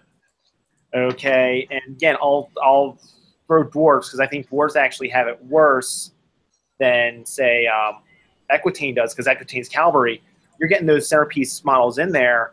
Like I went up against Nick Reap on UB, a T8. Who the hell thought of toughness 8 anything in the game? But again, I had my king with a great weapon who couldn't scratch the gosh darn thing. He couldn't have wounded that thing to save his life. Neither could the unit he was with. So if you're able to get those centerpieces into your opponent's done. Okay. I'm bringing a Wasteland Dragon, by the way, for the tournament in February. Just FYI. In a 4,500 point game. Yep. Oh. All right, I need to adjust my list now. Hey, no, I'm gonna be at the bottom table, so don't even. Be at the bottom. Just to throw in there, though. If you watch my channel, you will know my list. So that's the list I will be bringing. So yeah, and the thing is again, like SkaveninAZ, you mentioned about not bringing these monsters. I actually have seen more monsters now than I have seen for the last 2 editions of that game that shall not be named. Yeah. And I'm happy to see that. I'm happy, like playing Equitane. I'm happy to actually be able to field my Duke on a hippogriff, okay, and actually think he's going to make it across the board, because no one ever did that. No one wanted to. Sure. Okay. Well, Treeman always had the 5-up ward save because the spirits. But otherwise, what other big monster did you used to see? No one took a dragon, okay, because it would get shot off. Right. No one would take a giant because giants still get shot off. That one hasn't changed. No, that has not changed at all. But so I've actually seen a lot more viability, and people. Sorry, go ahead. I was just saying, you saw some monsters in the old game, but you definitely see more now. But I think that the chances of them dying, your experience you had with Nick Rip, how much of that was because it was T8. If I put the Abomination into that same unit, you kill it before it gets to go a second time. No questions asked. No. What he did is he actually stayed away from my he stayed outside of range of artillery, so I actually had to go to him. And had I turned around and moved my artillery so I could go after them, he then would have shot them off the board. Why? Because he had 75 bow shots on the board. 75 bow shots. But you know what? I have got no gripes with that. I turned him after the game like, good game. I mean, you turn around and I didn't have anything to say about it. And so I'm seeing a lot more dragons. Now, for me, for what I would like to see, and is an item that turns around, it actually causes the bearer to have -1 strength, but causes all enemy models or enemy units in base contact to have -2 toughness. So it lowers the bearer's strength, but lowers the units in base to base with him by 2 to their toughness. Ugh. Elves would love that. Exactly.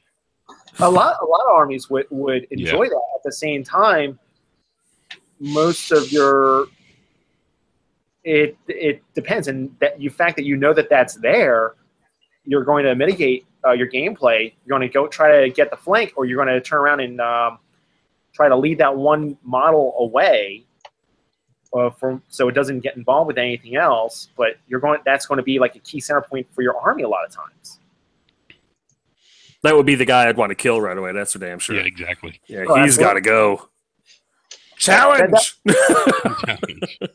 That would be the item I would add. I just want to see the simple little immune to fear banner come back.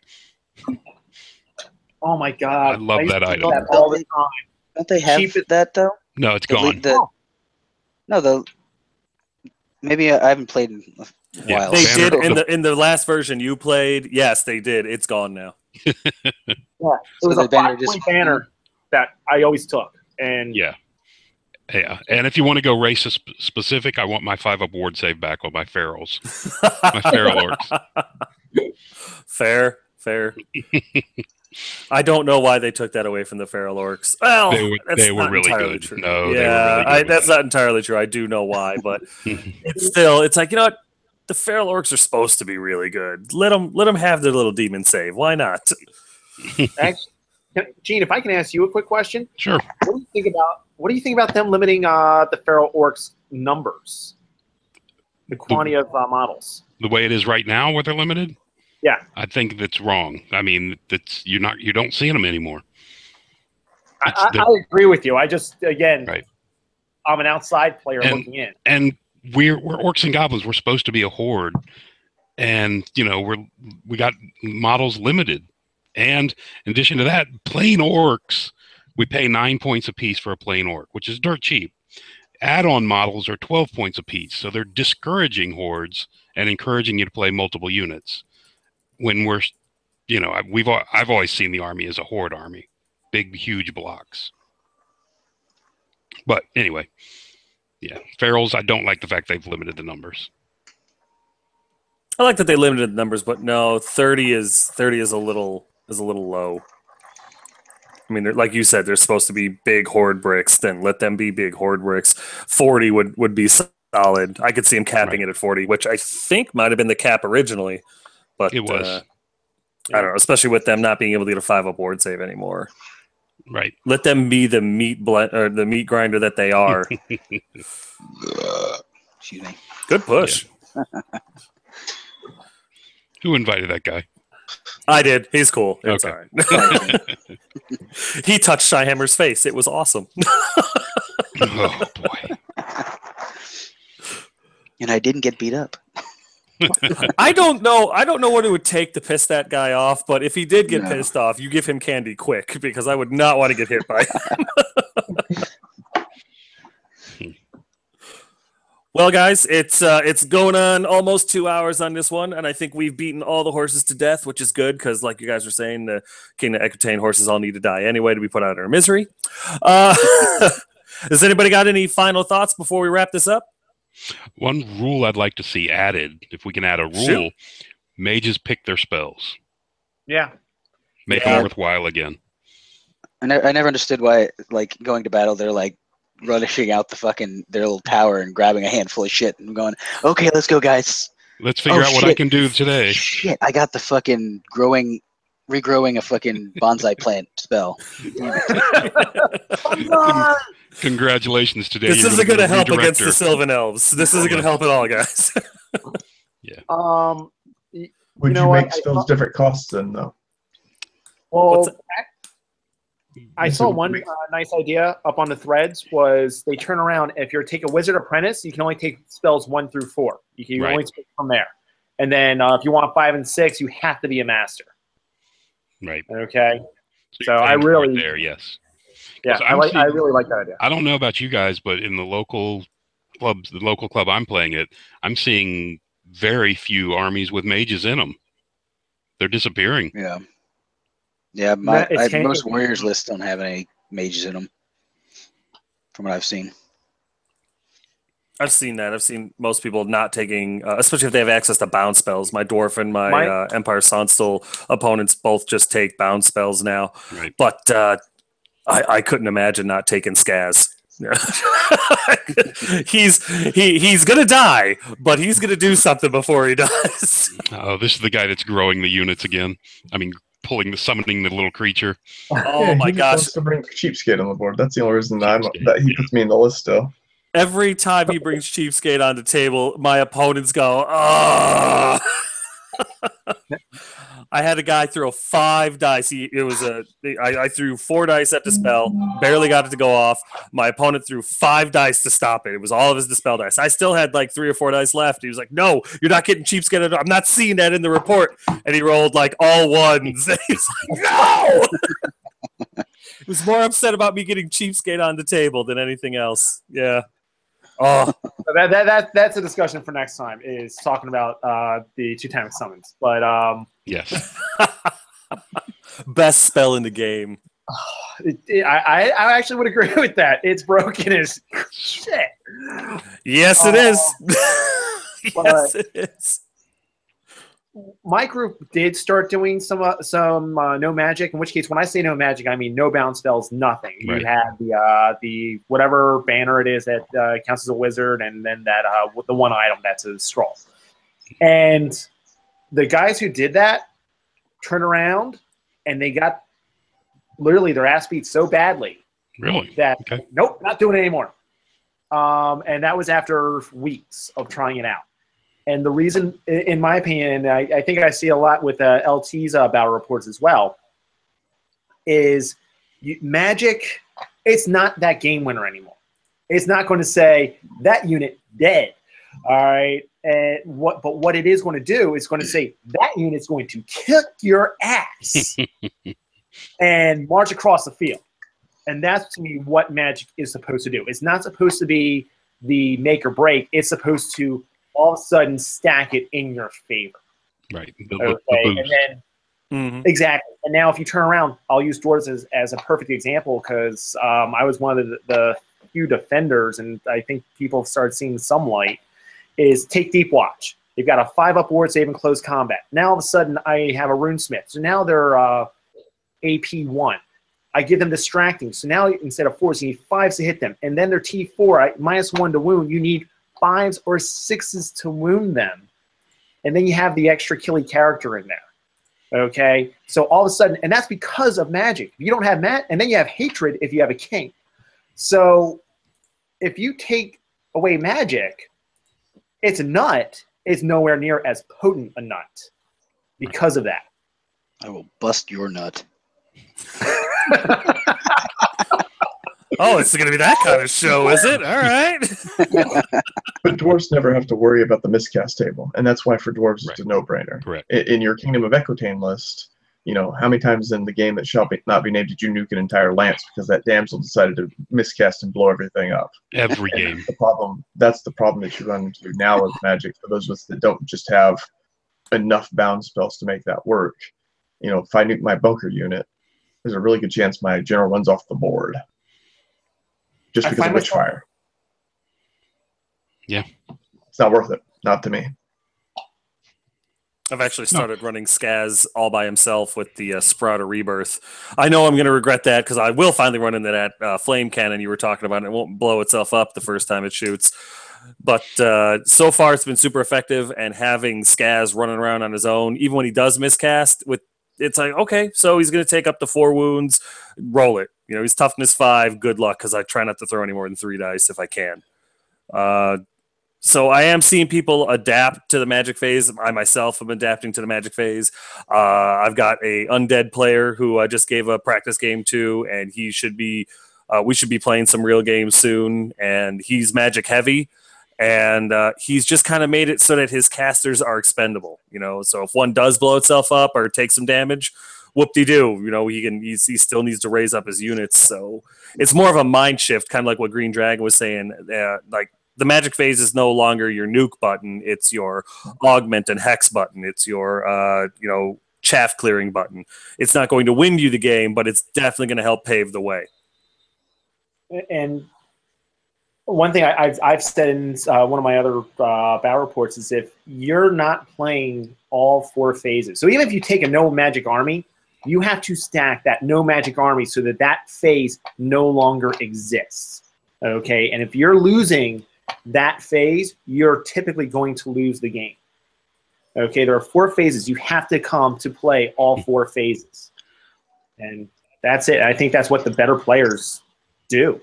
Is that Warriors don't have the Warriors have 2 phases right now. We have movement and combat. Well, I don't know if you guys saw it, but Shannon went through with his ogres in the Mid-Atlantic at the Grail Quest. Went through every army that came up against him with no magic and 1 character. He played ogres. He destroyed everyone. When I hit him on game 5, he had 98 out of a total of 100 possible points. Oh. No magic, 1 character. That was Shannon's a fucking anomaly, though. Okay. Yeah. Anyway. It's a fantastic army. I'm happy with it. I don't You know. should I don't play it well, but I do enjoy my blunt object of doom. Fair enough. Ogres for a second. I was just thinking about this. Is there any unit in the game that can make use of the Horde Monsters Infantry rule?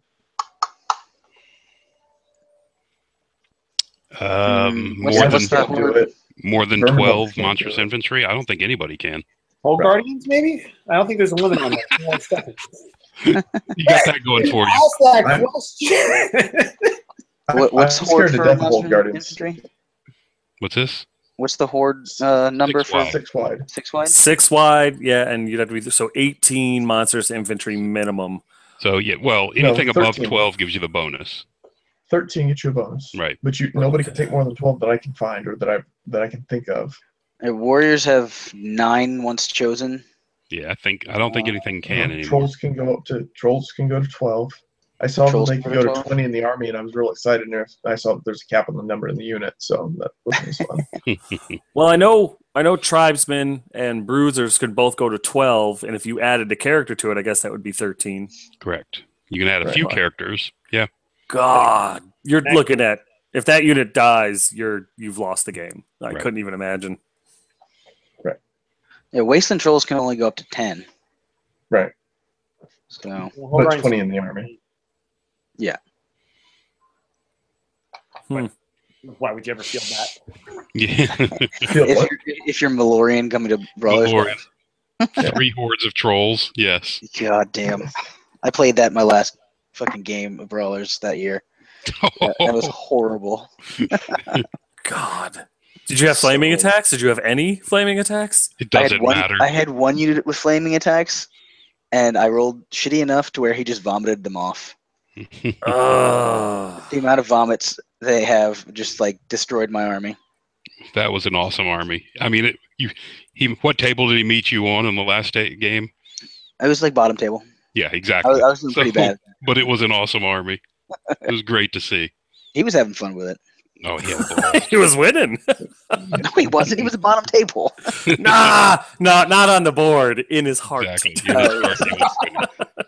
That was the game that I ended up getting my fucking demon prince all the way around the back of all the trolls to go for his bunker, charged into his bunker, and then tried to give like frenzy to one of my units and got sucked in the warp before fucking being able to do any damage.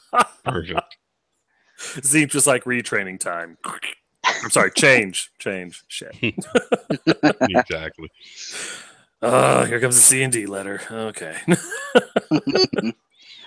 Well, technically at that time it was Zinch. Yeah, that's fair. That's fair.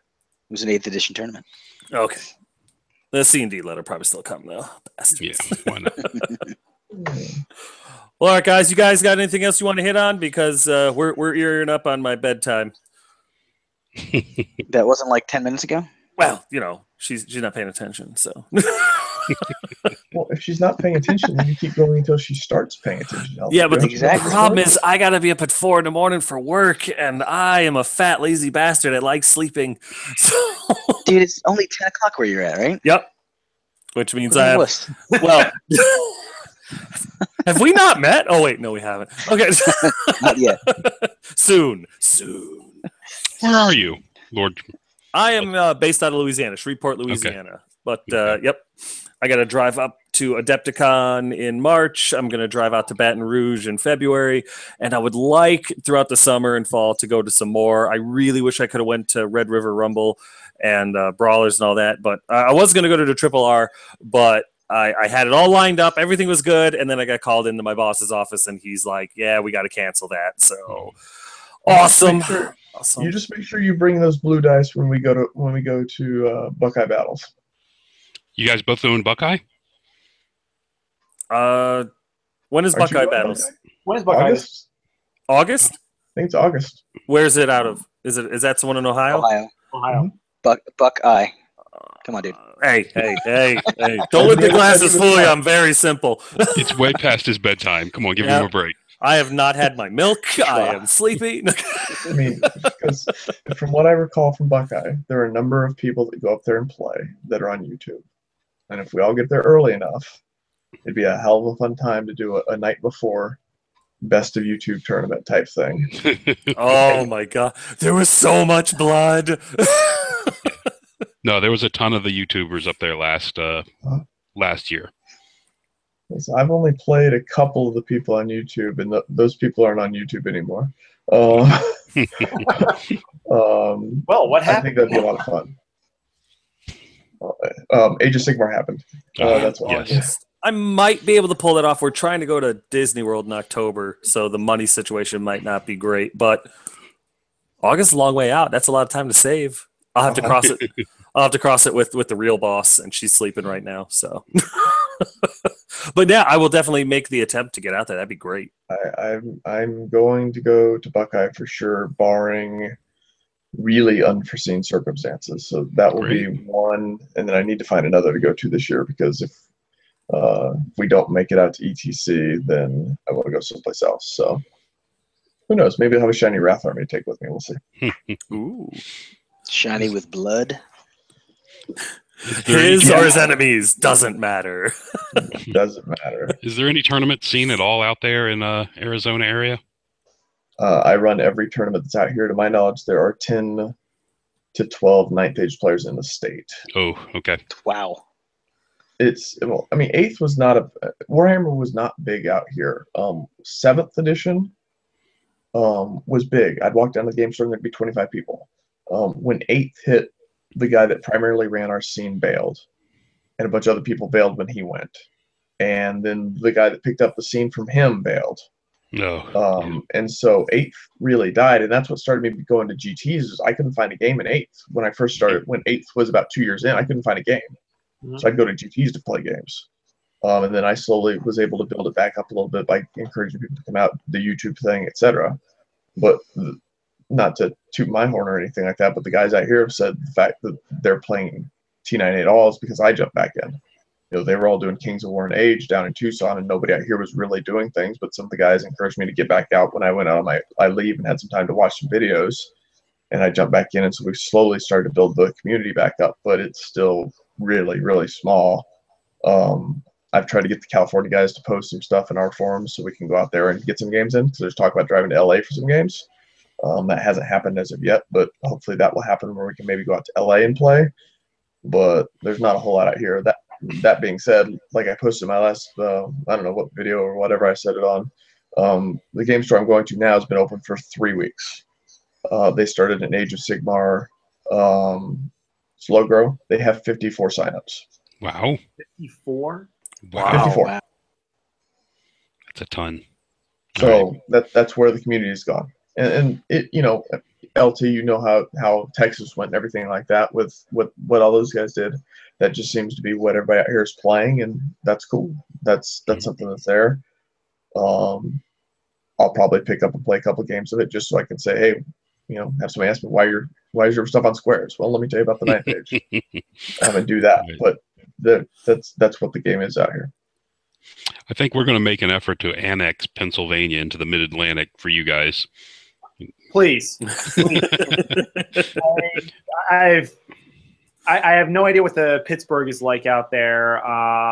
For Philly, I mean, there used to be an evil store up in Franklin Mills up here, which is where I was really introduced to the game. And it's after the 8th died, it really died. It went from being a huge area, like multiple clubs and multiple game stores, to I'm really it, you know. And like I've got one guy who comes from Jersey. I've got one guy that comes from Bloomsburg. I've got Chris, one of the ETC guys, Chris Mintz. Yep. He knows some guys from like Delaware and like one or two that are actually still in Philly itself. I have yet to meet them, but it's like that's it. And you know, I've got a good group. I got a group of 20 guys. Unfortunately, you know, we're doing a slow grow, and most of them are still playing other games. But we're really getting back into fantasy though. So yeah, it was great to see you guys down at the Raleigh tournaments. Well, you weren't on yet when I said this, but we had such a blast. You guys were so much fun down there.